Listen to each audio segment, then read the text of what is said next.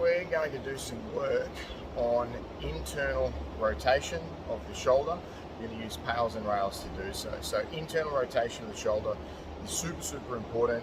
What it's actually designed to do is increase your range of motion through internal rotation, but it also increases the capacity or the space in the actual capsule of your shoulder joint, which will play a massive part in your ability to move your shoulder in every single way possible. So shoulder joint basically has, your arm goes into the socket. As we get older, that space here gets a little bit smaller. So what we're doing by doing this internal rotation, we're actually making the space in the capsule bigger, which will give you a much bigger range of motion, decrease lots of pains, tons of reasons for it. So what we're going to do is just sit up, lay on the floor, get yourself a pillow. I use a yoga block, and we're going to get into our passive range of internal rotation. So as you can see here, the difference between passive and active simply is, as I push down, that's as far as I can go. So that's basically my active range. But I can push a little bit further. Usually people are going to have about 10 or 15 degrees difference between those two. If you've got a greater degree of difference, so up to sort of 30% or more, then we should be doing something slightly different to these PAILs and rails to give you more control through that range. But most people are going to have that 10 or 15 degrees. So all we're going to do is we're going to sit here. I'm going to get my trusty timer going, and we're going to do this for 2 minutes. So we're going to hold this stretch for 2 minutes. What's important with this stretch is, what I don't want to do is, as I'm pushing down, is let my arm straighten, because that'll get my hand to the floor. I want to make sure that my elbow here is at about 90 degrees. If my body's too close to me, then my body can get in the way. So all you want to do, if you do jiu-jitsu, just do a little hip escape, but basically just push your hips further back and then you'll have space. So what we're trying to do here is just get into this stretch. So another thing here is you want to make sure you're just doing internal rotation of your shoulder.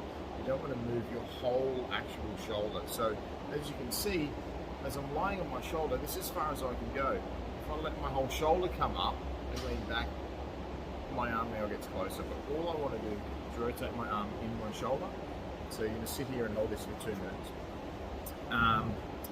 And just hold this stretch for 2 minutes. Once this 2 minutes is up, what I'm going to do is I'm going to try to externally rotate my arm. So the arm here that I'm stretching is, I'm going to try to pull or push or rotate into this hand. I'm going to hold that for about 20 seconds. I'm going to gradually build up in intensity. Now, I'm going to be building up to 100% intensity, but if you're doing this for the first time, there's a lot of sensitive muscles through the shoulder joint. You've got your rotator cuff, like lots of stuff in there. So you only want to be starting at about 70, probably 70-75% to start with.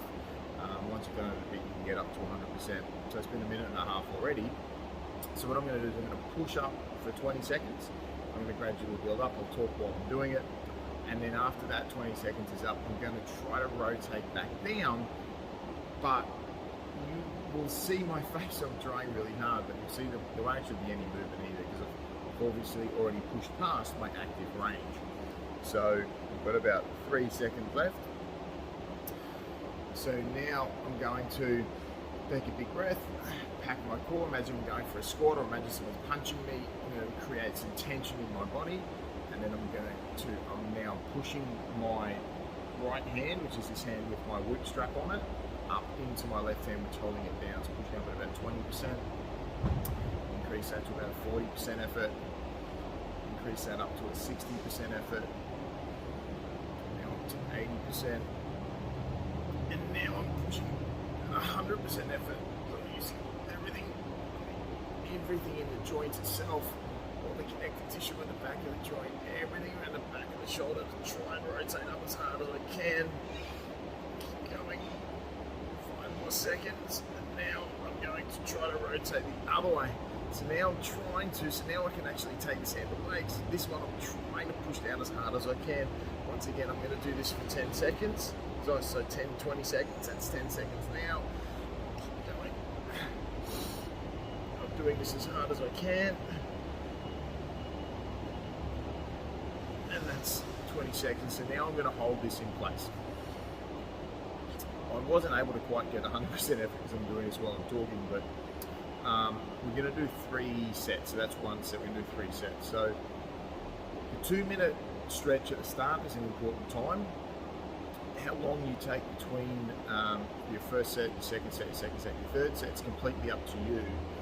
What you want to be able to do is have your shoulder rested and recovered enough so that on your next set you can do it for the same amount of time at the same amount of intensity. So if that takes you 30 seconds or if that takes you 3 minutes, that's fine. Either way, it's the same thing. Imagine it, liken it to like doing squats. Say you're doing 10 reps of 100 kilo squats. You know, if you only wait 10 seconds between sets, well, you can't do that again. You've got to give yourself ample time to be recovered to be able to do it again. So that's up to you. Usually it'd be about a minute or so, but like I said, it's going to vary greatly from person to person. So whenever you think you can go again, you go again. I'm going to do a second set now.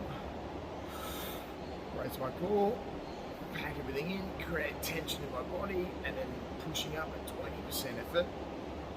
Gradually build up to 40, 60%, 80%. Now I'm pushing at 100%. I'm going to talk this time.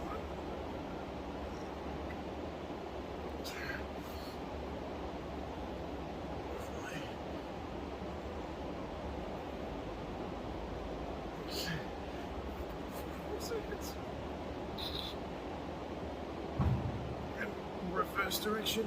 So now once again I'm trying to push it down, push my hand down that way. But I'm actually past my active range. It's not really going to move at this point. But if I can do it my best, 5 seconds. 4, 3, 2, 1, and done.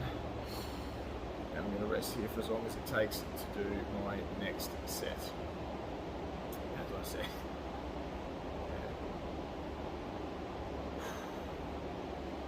So during your rest period, you want to recover as much as you can, relax as much as you can. So one trick to employ or protocol to employ is just exhalation focused breathing. So it just means count 3 seconds in and then 6 seconds out, or 4 seconds in and 8 seconds out. By increasing or doubling the time that you're exhaling, you're just literally lowering the diaphragm, gives your heart more space, slows your heart down. It's literally just a physiological thing to help calm your body down.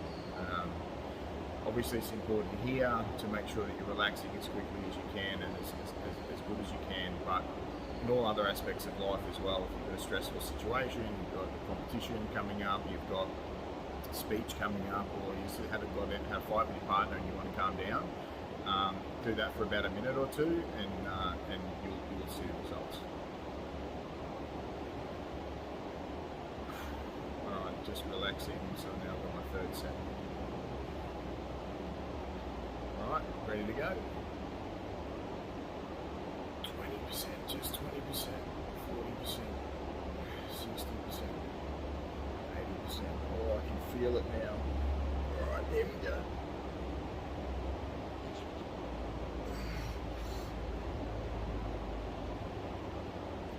Shit. 10 seconds.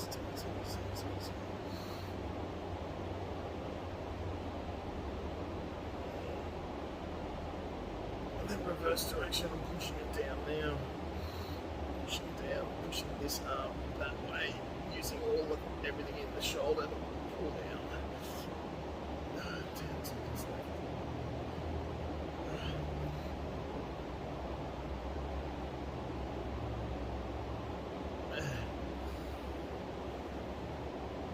That is PAILs and rails.